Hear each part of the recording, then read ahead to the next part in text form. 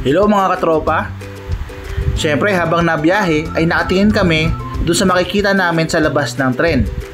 Mapapasin nyo rito na maganda ang integration o pagsama ng mga gusali at ng kalikasan. At sa loob naman ng tren ay napakaluwag at napakalinis. Tara, enjoyin muna natin ang biyahe natin at ang makikita natin sa labas.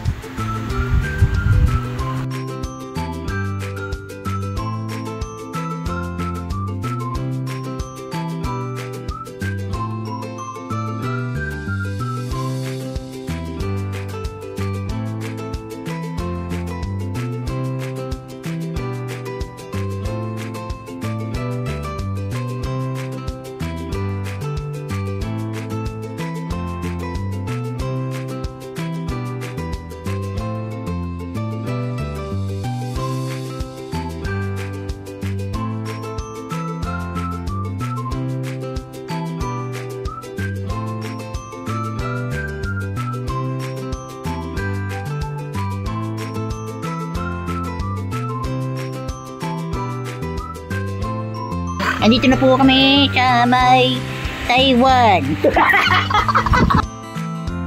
Maraming train lines dito sa Taiwan. Need namin lumipat ng Blue Line para makarating kami sa Ximen Station. In almost an hour ay nakarating na kami sa Ximen Station. Na-enjoy namin ang paglalakad kasi malawak at malinis yung dadaanan papalabas dito. Napaga kami nang dating sa Ximen Station around 8 AM. Hindi pa kami pwede mag-check-in kasi 3 PM pa yung check-in time. Kaya lumabas muna kami, tumambay at tumingin sa paligid.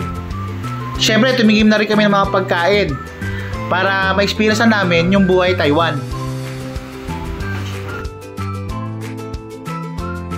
Kumakain na po si Justin, mga tropa. Anong lasa na pagkain? Sarap. Wow. Ay, tanongin natin si Jiro. Jiro, anong lasa na pagkain? Anong lasa na pagkain? Ano yung kinakain mo? Ikaw? Bini. Yun, okay. Around 2:30 PM ay nakapag-check-in na rin kami sa Gugis Inn. Sa dami ng gamit namin ay mas pinili namin na mag-check-in muna bago lumabas at mamasyal. Mahirap kasing bumiyahe o gumala na marami kang dalang gamit. Medyo hassle. Meron nga pala itong 2 queen size bed, malambot na kama at maluwag na CR. Meron ding shower room. Saktong-sakto para sa 5 katao o isang pamilya. So dahil pagod kami, magpapahinga muna kami bago kami lumabas. Kinagabihan ay napagdesisyonan namin ni Jed na lumabas muna upang mapamilyarize kami sa lugar. Sa loob kasi na ilang araw dito kami mag-i-stay. So mas maganda kung makabisado na namin siya para madaling gumala kung gusto namin.